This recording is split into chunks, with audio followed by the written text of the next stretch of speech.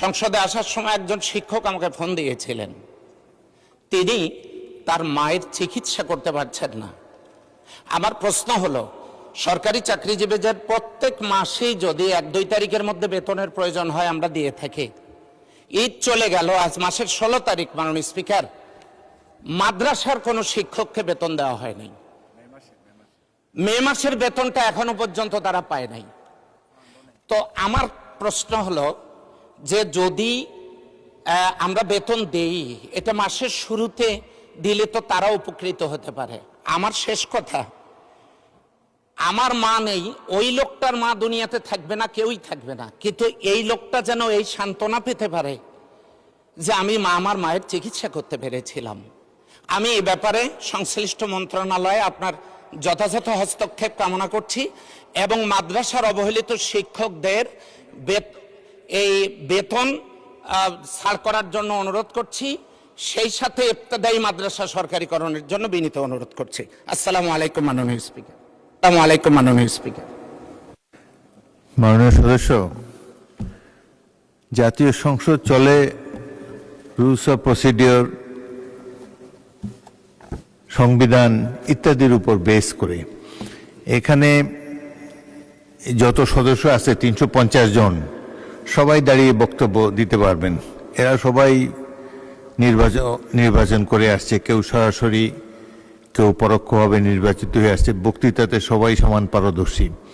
আর সমস্যা তো অন্তহীন বাংলাদেশের। তার মধ্যেই যেহেতু একটা আইন কানুনের মধ্যে সংসদ চলে, সেই জন্য রুলস অফ প্রসিডিওর অনুসারে নির্ধারিত করা আছে। মাননীয় সদস্যগণ দাঁড়াতে পারেন পয়েন্ট অফ অর্ডারে। পয়েন্ট অফ অর্ডার কোন ইস্যুতে করা যাবে চলমান বিষয়ের উপরে। মুজিবুর রহমান সাহেব যেটা বলেছেন সেটা ভ্যালিড। তিনি দেখেছেন যে আমি মাথা ঝুঁকিয়ে সম্মান প্রদর্শন করেছি, এটা ওনার পছন্দ হয় না, এই সংসদের রীতির খেলাপ বলে তিনি মনে করেছেন, সেজন্য তিনি রেইজ করেছেন ভ্যালিড পয়েন্ট অফ অর্ডার। আপনি যেটা বললেন এটা তো একটা স্বাভাবিক বিষয়। এরকম বহু কর্মকর্তা পৌরসভায় এখানে সেখানে, আমি একটা পৌরসভার প্রতিনিধি, সেখানে 4 বছর আওয়ামী লীগ আমলে 4 বছর বেতন পায় নাই। 4টা বছর পৌরসভার কর্মচারীরা বিনা পয়সায় কাজ করে যাচ্ছে। সুতরাং দুঃখ দুর্দশা ভরা বাংলাদেশ। তার মধ্যে আপনি একটা তুলেছেন, ভালো, আপনার আই অ্যাডমায়ার ইউর সেন্টিমেন্ট। আপনি গরিব কর্মচারীদের জন্য, শিক্ষকদের জন্য আপনি প্রশ্ন তুলেছেন, বাট সব কিছুর একটা টাইম আছে। সাধারণত টাইম হয় প্রশ্নকাল শেষ হলে, তারপরে প্রশ্নকাল শেষ হওয়ার অব্যবহিত পরে আপনারা দাঁড়াবেন। আমিও আগেও বলেছি, তখন হলো পয়েন্ট অফ অর্ডার রেইজ করার সময়। তারপরেও যখন বাজেট অধিবেশন চলে, এই সময় পয়েন্ট অফ অর্ডার সাধারণত দেওয়া হয় না, কারণ দীর্ঘ সময় বক্তব্য রাখতে হয়, এটা গুরুত্বপূর্ণ অধিবেশন। সুতরাং যখন ইচ্ছে দাঁড়ালেন, একটা বক্তব্য দিয়ে দিলেন, এটা সংসদে চলে না। কিছু মনে করবেন না, ভবিষ্যতে সময় অনুসারে বলবেন, প্রশ্নকালের অব্যবহিত পরে, এবং অনেক ভ্যালিড রিজন আছে আপনাদের দাঁড়াবার জন্যে।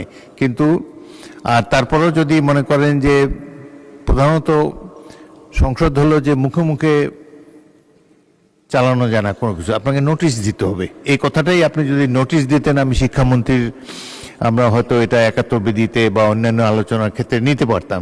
সুতরাং ভবিষ্যতে আপনি সংসদের কার্যপ্রণালী বিধি অনুসরণ করে দাঁড়াবেন, এটাই আপনার কাছে সবিনয় নিবেদন।